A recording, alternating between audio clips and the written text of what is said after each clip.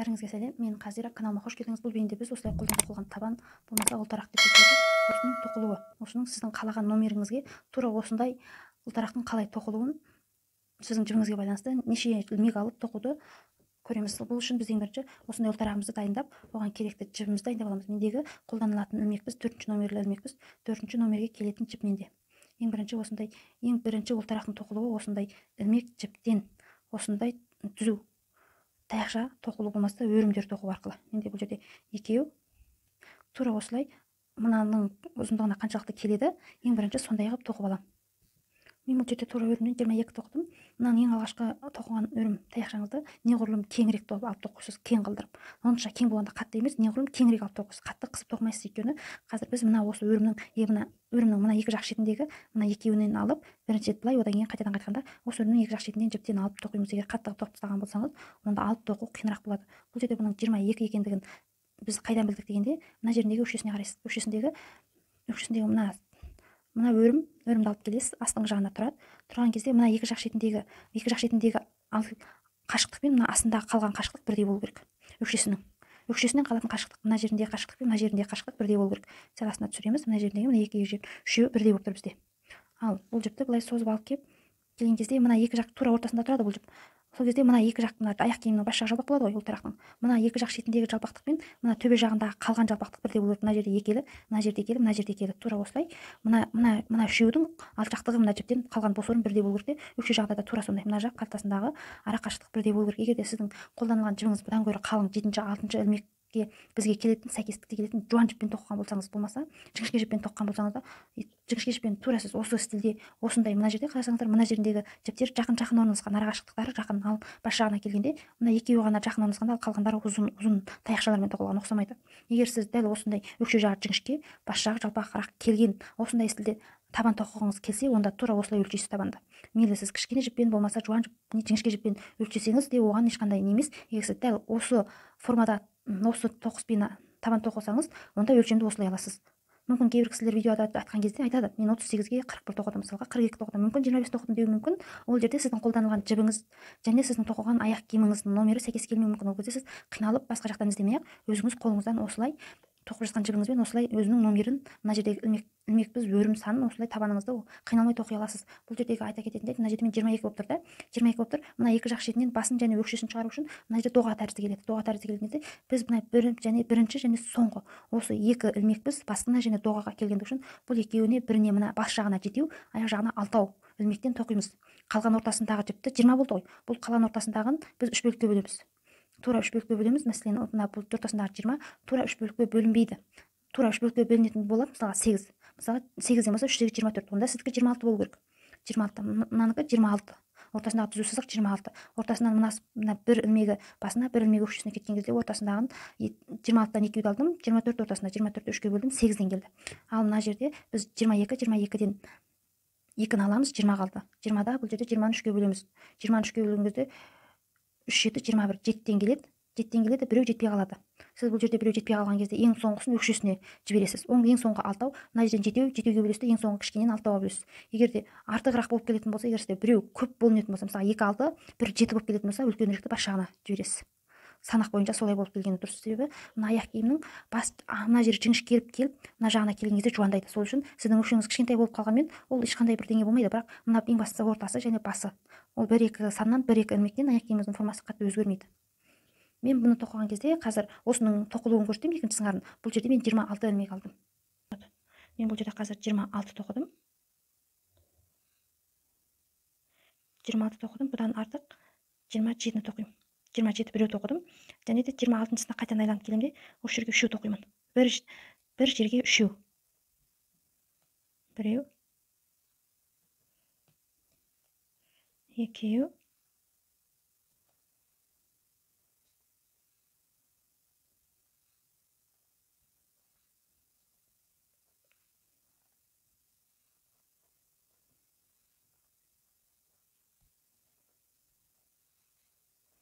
үшеу. Бір жерге 3 тоқыдым. 1 2 3 және де келесінен бастап мына жерден санап отырғанымыз дұрыс. 1 2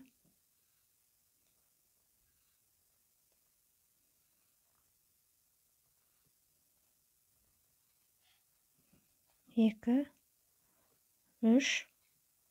Тура осылай мына жерден әрбірін қалдырмай санап отырып, мына жақ басына келеміз. Мына жақ жеріне дейін тоқып шығамыз. Мына жақ басынан біріншісіне қарасаңыздар, мына жерде үшеу. Біз біреуге үшеу тоқыдық, бірақ бір тесікке үшеу тоққанда бұл доға ұқсап шыққан жоқ бізде. Мынау доға формасында шыққан жоқ. Өйткені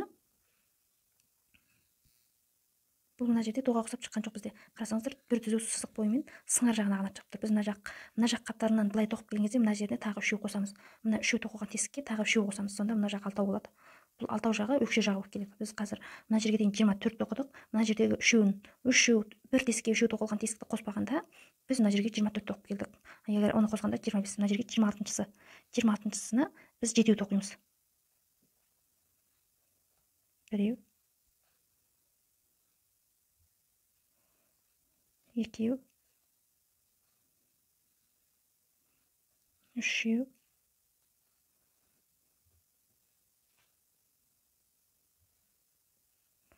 төртеу, бесеу, алтау. Бір тесікке біз 7 тоқыдық. 7. Мына жерден қарап сансақ болады. Мына жерден басталды бізде 1, 2, 3, 4, 5, 6, 7. 7 тоқыдық. Және де енді біз мына жақ қапталына келеміз. Бір жіптің және түзу тоқып алған жіптің бір жақ бетін тоқып болдық. Енді екінші жақ бетіне келеміз. 7 тоқыдық. Және бұл жерден біріншісінен бастап ешбірін қалдырмай бір-бірден тоқып отырамыз. Біреу,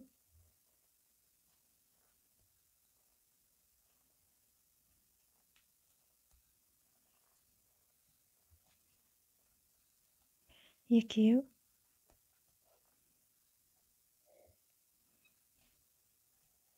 үшеу. Тура осылай тоқып отырып, біз мына жақ басына келеміз. Мына жақ басына келген кезде бізде 25-ші болады. Мына 7-ді қоспағанда 25-шісін мына жақ үшеуге алып келіп аяқтаймыз. 21, 22, 23, 24.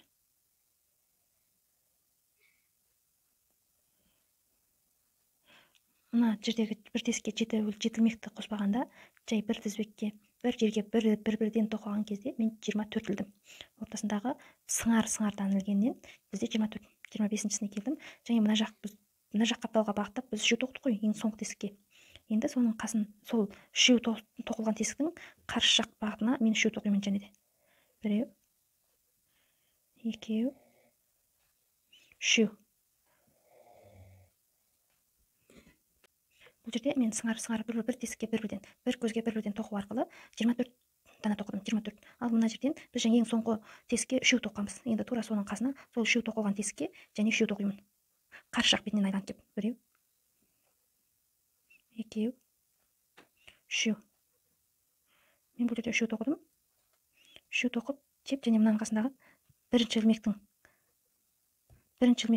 алып кеп, мынаны алып кеп бекітем. Бекіткен кезде былай алып шығасыз, бір тесіктен бірден жіп ілесіз жіп алып шығасыз бірден. Бізде бұл аяқтау нүктесі болып табылады.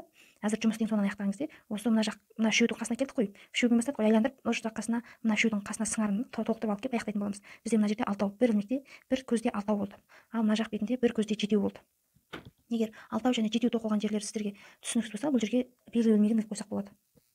Біз мына жерде үшеудің және 7-дің басталған тұстарына белгілеу ілгегін іліп қойдық. Бұл жерде біз ең бірінші түзу сызықтың аяқталған тұсы бізде өкшесі болып табылатын болған. Және де мына жерде біз алтау, мына жақ бетінен үшеу, мына жақ бетінен үшеу алтаумен аяқтадық қой бұл жерден. Аяқтағаннан кейін ең бірінші алғашқы үштікке біз 2-2-ден ілмек безіліп шығатын боламыз. Мына жерге біз жаңағы белгілеуге біз жаңа бекіттік қой, бекіткеннен кейін бұл жерге артық бір көтеру ілмегін ілеміз. Артық көтеру ілмегін ілдік, бұл жерден жаңа қатар басталды. Енді біз бұл жерге 2 рет іліп шығамыз. 1, 2. Келесіне бір тесікке ілінген үшеуге біріне 2-2-ден жұп-жұптан алтау іліп шығамыз. Біреу, екеу. Екінші жұп кетті. Мынаған да екеу. Біреу, екеу. Және келесіне тақ. Және бұл жерге белгілеу ілгегін бекітіп қояйық. Белгілеп. бізде бұл жерде жаңа қатар басталған жерде 6 ілмек болу керек. 1 2 3 4 5 6. Мынау көтеру ілмегі 6 ілмек ілдік. Енді бізде санап отырып мына жерге дейін 24 тағы ілмек болу керек. Тақ тоқу әдісі. Біреуін кетті. Екеу. Үшеу. Мына жерден ешқандай қалдырмаймыз. Қалдырсақ қисық болады, білініп қалады. Мына жерден ешқай ізден қалдырмай 24 тоқып мында келеміз, санап отырамыз. 24 болу керек бізде. Себебі біз 26 болатын, ең алғашқы кезінде 26 болатын. Ең соңғы ілмекке біз үшеу алып 25 тақ қалды ғой. Одан кейін мына жерден 25-сіне ең соңғысына жетеу ілдік. Сонда екі шетінен екеу алғанда ортасынан 24 тақ қалды бізде. Осы 24 тақты қалдырмай тоқып отырып ар жақ басына келеміз. Мына жақ жетеу басталған тұсына келеміз. 24 тоқып келдім, 24 дана. 24 дана тақ тоқтым. Енді бұл жерден біз бір тесікке жетеу тоқтық қой. Енді ол бір есеге көбейеді. 14 болады. Әр бір тесікке жұп-жұптан тоқып шығамыз. 7 жұп тоқимыз. Әр бір тесікке 2-2-ден тоқимыз енді. 1 2. Бірінші жұп басталған жерге белгілеген қоямыз. Бұл бізде бірінші жұп, тура осылай 7 жұп тоқып шығамыз. 2 1 2 3. Мына жерге екіншісін тоқимыз. Екінші жұп.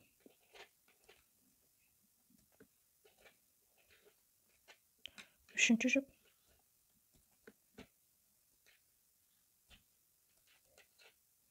Төртінші жұп.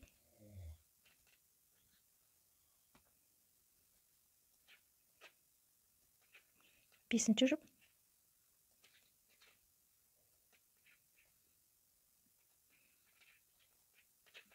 Алтыншы жұп. Енді жетінші жұпта ілмек біз тұр бізде.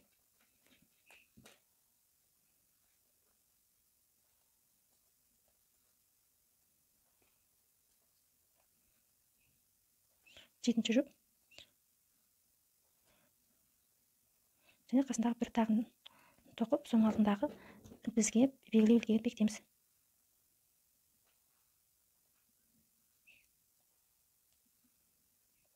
Бізде ең алғаш бір тесікке жетеу ілгенбіз. Енді бізде қазір ол бір есе өсіп 14 болды. 1 2 3 4 5 6 7 8 9 10 11 12 13 14.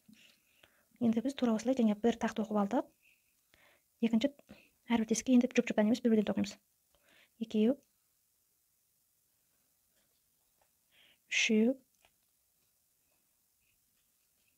Төртеу. Тура осылай мына жақ шекесіне келеміз. Мына жерде 23. 24-шін тоқып алып жатырмын. Мына 24. 24-ші тақ. Одан кейін біз 3 жұп тоқимыз. Бір тесікке тоқылған үшеуден енді 3 жұп тоқсақ, бұл жерде 6 болады. 1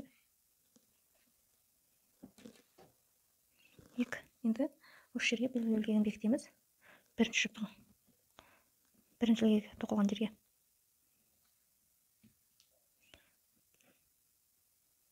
Енді екіншісіне тағы жұп. 1 2. 2 жұп кетті. Үшінші жұп. 1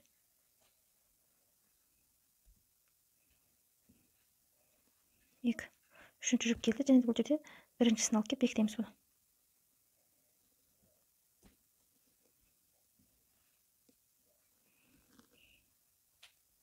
Бізде екінші қатар аяқталды. Енді біз жаңа үшінші қатарды бастаймыз. Үшінші қатарды бастаған кезде жаңа бір ілмек іліп аламыз.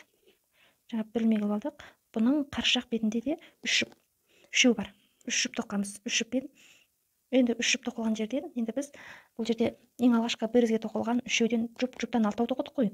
Енді біз бұл жерге бір тақ, бір жұп, бір тақ, бір жұп тоқып шығарамыз. 1 2 3 4 5. Мынау 6-шысына келіп бекітілген болатын. Енді бұл жерден тағы да осы жерге мынау тоқылған болып саналмайды. Біз жаңадан бастағанымыз үшін, жаңа қатар болғандығы үшін бұл жерден тағы да бір рет алып тоқимыз. Бұл жерге бір тақ болып саналды. Енді бір жұп. Бір тақ. Ең алғаш рет бір жерге үшеу тоқыдық, одан бәрінен жұп-жұптан тоқыдық. Одан кейінгі қатарымыз, үшінші қатарымыз бізде бір тақ, бір жұп, бір тақ, бір жұп тоқып келе жатырмыз. Бұл жерде бір тақ, бір жұп біріншісі кетті. Бір тақ, бір жұптан 3 рет тоқимыз. Бірінші тағымыз. Енді 2 жұп тоқимыз. Бір жұп. 2 жұп. Екінші жұпымыз кетті. Енді бұл жерге және де бір тақ тоқимыз.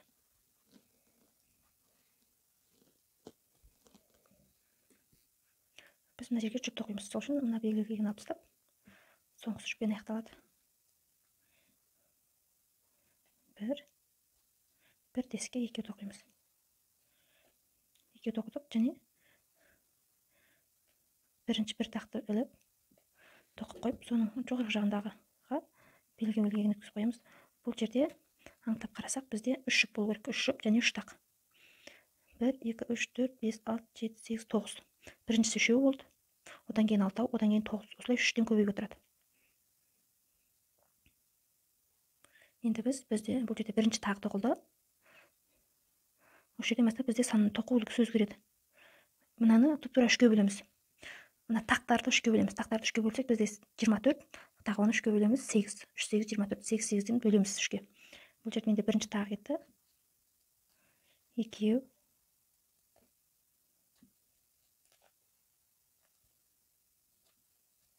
Үшеу. Төртеу. Бесеу. Алтау. Жетеу. 8. Бірінші 8-ді осылай тоқимыз. Бұл бізде өкше жақ. Ал екінші 8-ді жіпке біреу іліп алдық. Ілмек бізге біреу ілдік. Тестен өткізіп жіпті алып шығамыз. Ілмек бізде 3. Ілмек бізде 3. Осы 3-еуінен бір жолда бірақ өткіземіз. Тура осылай 8 тоқып шығамыз. 1, 2, 3,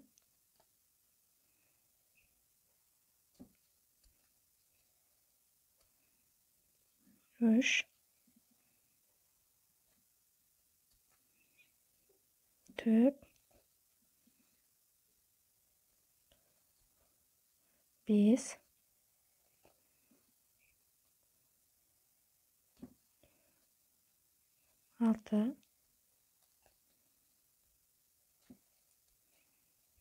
7, 8. Ілмек біздегі 3 жіптен бірге бірақ қосып тартып алу әдісі арқылы біз бұл жерде 8 қатар тоқыдық. 8 дал тоқыдық, бізде екінші бөлік қалды. Үшінші 8-ді ілмек бізге біреу ілдік. Тура екінші қатар сияқты ілмек бізде 3 жіп. Екеуінен біреу, екеуінен біреу. Екеуінен біреу, екеуінен біреу. Тура осылай 8 тоқимыз. Бізде бұл екіншісі.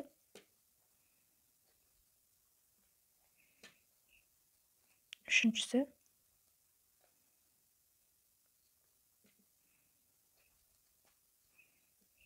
Төрт.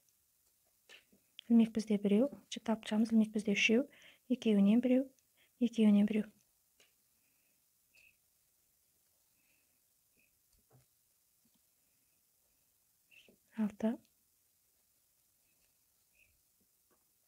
6, 7. 8-шісі.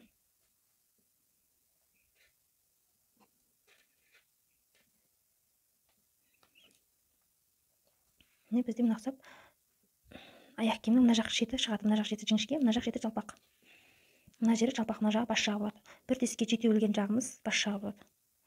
Біз енді бұл жерде бір тесікке жетеу ілген жеріне келдік. Және де бізде біріншісінде жетеу, екіншісінде 7-ге жетіні қосамыз, 14, 14-ге жетіні қосамыз. Үшінші қатарда 27, 21 болу керек.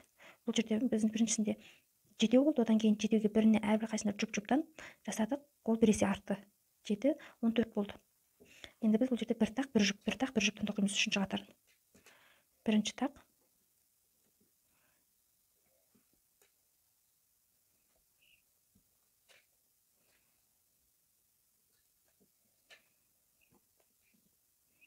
Бірінші тақ.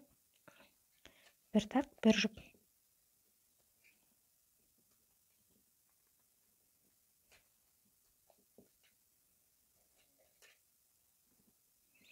Бірінші тақ тұрған жерге белгілеуге бекітеміз. Бір тақ, бір жұп. Бір тақ, бір жұп. Енді екіншісінде одан кейін және де бір тақ. Бір жұп. Бір тақ дегеніміз бір жерге біреу. Бір жұп дегеніміз бір жерге екеу болып табылады. Енді екіншісіне жұп тоқимыз.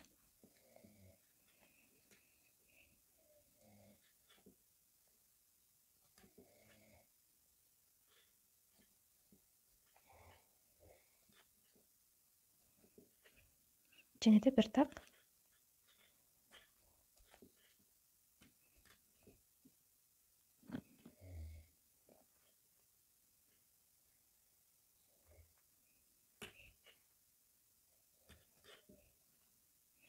Келесіне жұп.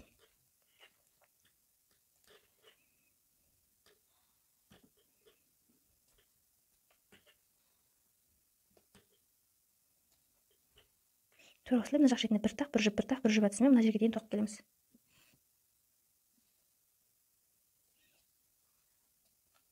Біз соңғысына келдім, бір тақ. Ендігі мына белгілеген тұрған жерге жұп тоқимын.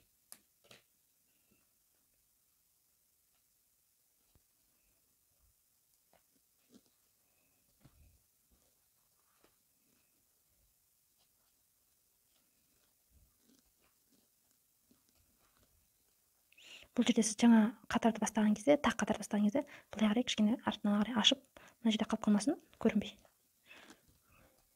Бұл жерге тақ. Бұл жерде бізде бірінші тақ. Бірінші тақтың орнын тастап, жұптың соңғысына белгілеген бекітеміз. Бізде бұл жерде біріншісінде 7, екіншісі 14, үшіншісі 21 болу керек. Бізде үшінші қатар 21 болу керек. Әрбір қатар біз басындағысын 7-мен бастадық. Әр қатар сайын 7-7-ден қосылып отырады. Бұл жерде бізде 7 жұп болу керек.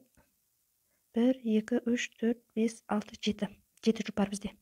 Мына жерде 21. 1, 2, 3, 4, 5, 6, 7, 8, 9, 10, 11, 12, 13, 14, 15, 16, 18, 19, 20, 21. Енді біз осы ұзыннан 8 тоқимыз. Біреуі кетті. Ұзын таяқша қалдырып.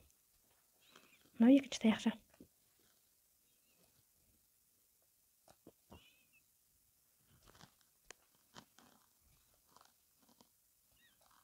3,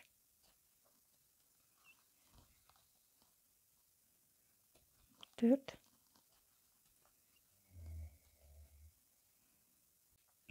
мына жерде 8-ші таяқшада оқимыз. Енді 1, 2, 3, 4, 5, 6, 7, 8. Енді қысқа таяқшада оқимыз. Демек бізде 3 жұп. 3 жұптен бір жолда бір ағалып шығу арқылы 8 таяқшада оқимыз, қысқа таяқшадан.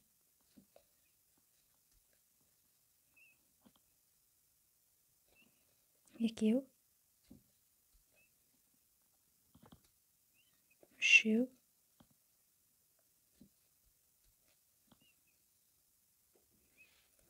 төртеу,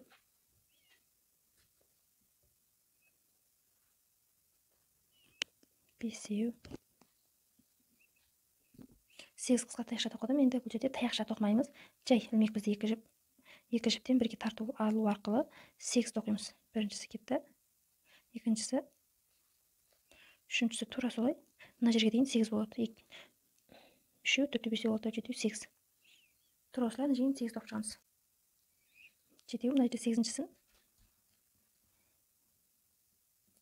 8-шісін тоқыдым және мына жерде белгілеген алып. Бұл жерде бізде бір тақ, бір жұп әдісімен тоқылды. Бір тақ, бір жұп. Енді жоқ, бұл жерде бір тақ, бір жұп әдісімен енді тоқимыз. Бір тақ, енді бір жұп.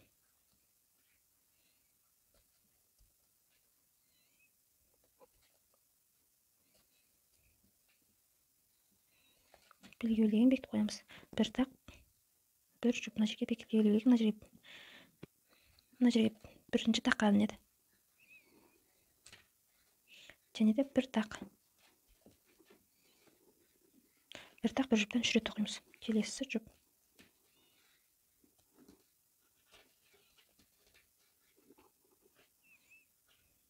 Және тақ.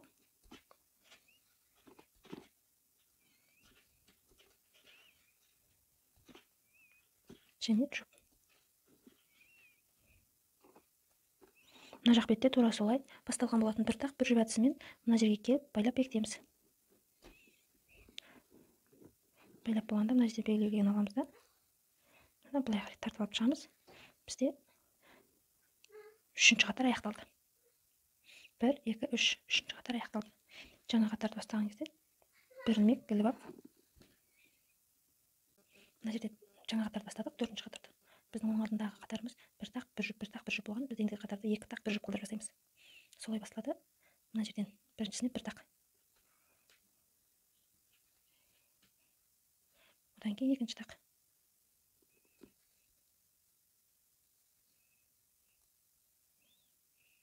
Одан кейінгісіне жұп.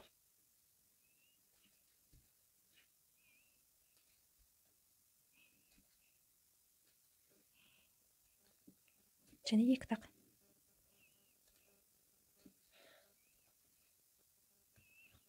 Екі тақ, бір жұп.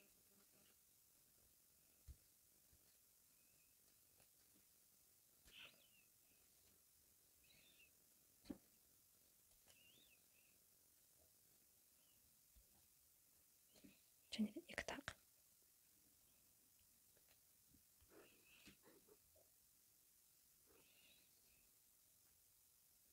Екі тақ, енді бір жұп.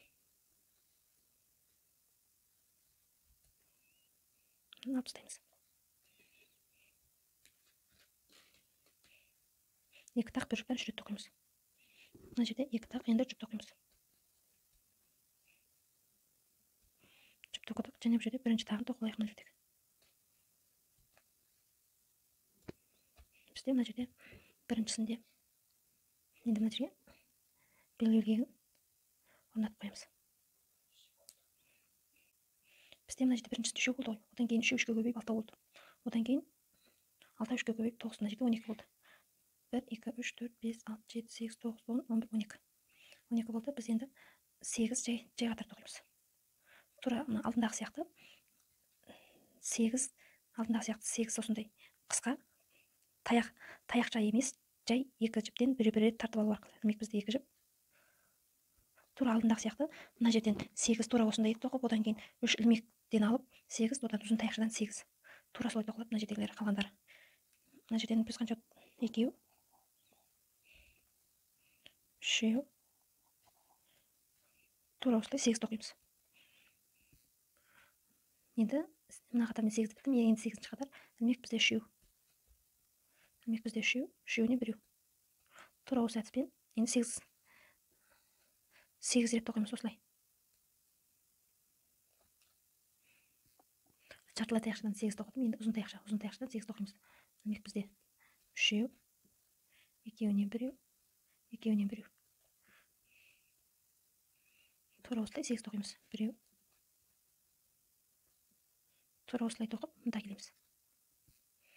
Бұл жерде ұзын таяқшамен 8-ді бітірдім. Енді мына жерден біріншісінде біз бір тақ, бір жұп тоққанбыз. Енді бұл жерде екі тақ, бір жұптан тоқимыз.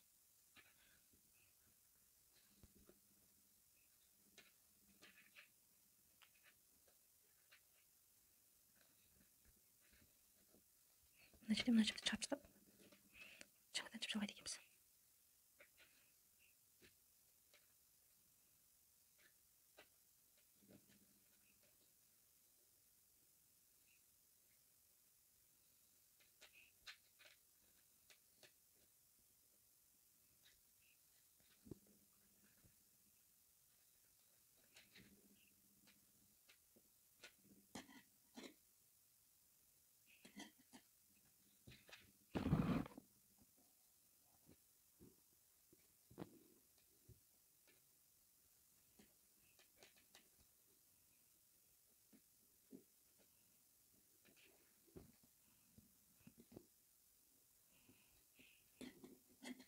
Бұл жерде біздікі 3 таяқ, 3 ілмек бойымен болғандығы үшін бұл жерде үшеу тоқимыз. Біреу, екеу, үшеу. Үшеу тоқып, және мына жағына қосамыз. Мына жақ шетіне қосқанда мынаның арасынан іліп қостық. Біз енді бұл жерден біреу алға жылжып аламыз, себебі біреу артқа қарай чекінгендігіміз үшін. Және де мынаны бір жылжыдық. Бұл жерде бір тақ кетті. Енді екінші тақты бастаймыз мына жерден.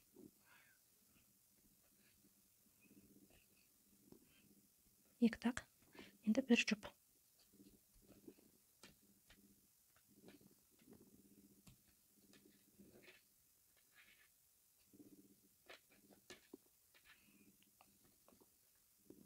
Тура осылай біз енді екі тақ, бір жұп әдісімен келесі ілмек бізге дейін тоқып шығамыз.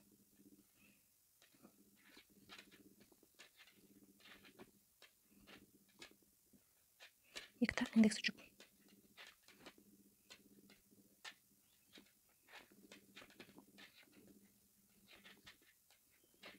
тура осылай біз ендігі жерде екі тақ бір жұп тура осы әдіспен мына жерден дейін тоқып шығамыз.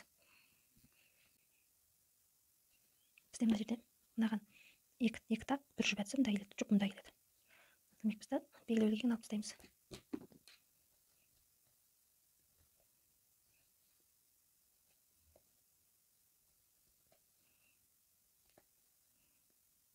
Бір тақ, екінші тақ,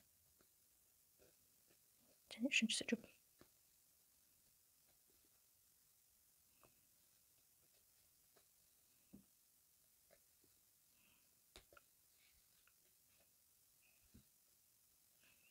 Мына жерде 8 ұзын таяқша тоқимыз.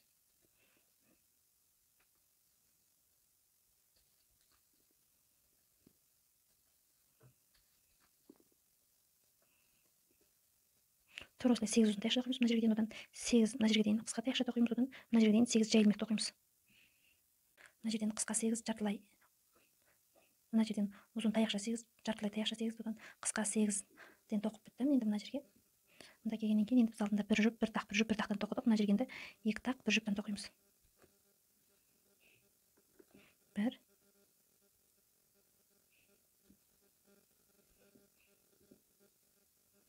екі тақ, бір жұп.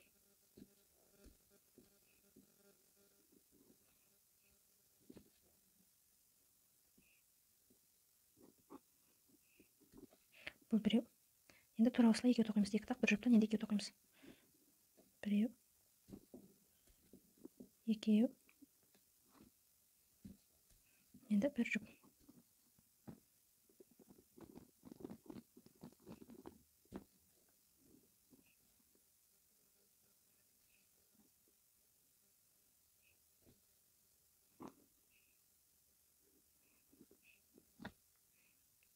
Және де екі тақ,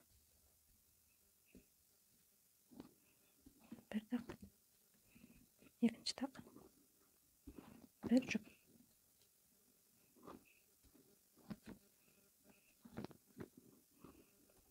Енді мұндағы келіп, мына қатарымызды аяқтаймыз.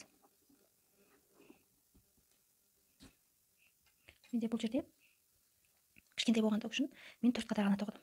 1, 2, 3, 4 қатарға. Егер сізде табаныңыз үлкен болып 5-6 қатар тоқитын болсаңыз, онда мына жерден жаңадан бір саты алдыға көтеріп 5-ші қатарды бастайсыз. 5-ші қатарды бастаған кезде мына жақ шетіндегілерден әрбір қатар сайын тақ саны өсіп отырады. Мына жерден біз ең алғаш кезде 3 тақ тоқыдық, одан кейін үшеуге бір жұптан қосып 6 тоқтық қой. Одан кейін бір тақ, бір жұп, бір тақ, бір жұп болды. Одан кейінгі қатар 2 тақ, бір жұп, 2 тақ, бір жұп болса, одан кейінгі қатар 3 тақ, бір жұп, 3 тақ, бір жұп, одан кейінгісі 4 тақ, бір жұп, одан кейінгісі 5 тақ, бір жұп болып кете береді. Сіздің аяқ киіміңіздің өлшеміне толғанға дейін ең бірінші аяқ киім бағана ұқсап өлшеп алсақ, одан кейінгі мына жеріндегі ортасындағы екі жақ шетінен екеуін алып тастағаннан кейінгі ортасындағы санды 3-ке бөлесіз де, 3-ке бөліп тура осылай қысқа тілшелер, жартылай ұзын тілшелер, ұзын тілшелер етіп тура осылай 3-ке бөлесіз. 3-ке бөліп қалған осылай айдан тоқыла береді.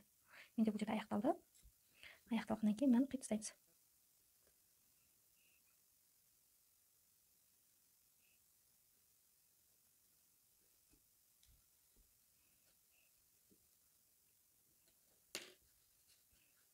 Мына жіптерді кейін үстінен тоққан кезде қосып тоқып кетсе болады, арасына қосып. Кішкене қысқа қалдырып қиып қояйық. Мынаның ішкі жағындағыны алдына қарай шығарып тартып аламыз. Себебі тоқылғанда шетінен бастап тоқылады ғой. Мына ортасында ашып тоқылған жерге ілінбей қалады, мына беті қалып қалса.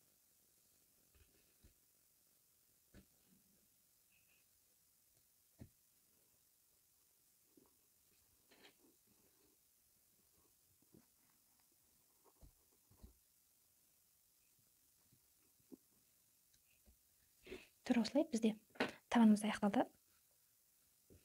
Тура осылай тоқылады мына екі табан бірге. Бұл жұмысымыз аяқталды. Сіздерге ұнаған болса, маған лайк басу арқылы білдіре аласыздар. Келесі видеомызда көріскенше, мен Қазира.